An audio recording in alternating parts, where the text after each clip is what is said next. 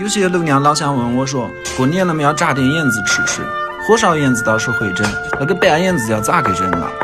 他们问我还不是式样也认不得，但是我想起一个人，火客的雷娘娘开样样总会，我就赶紧撒到他家，喊他炸点白燕子，教教我们咋个整。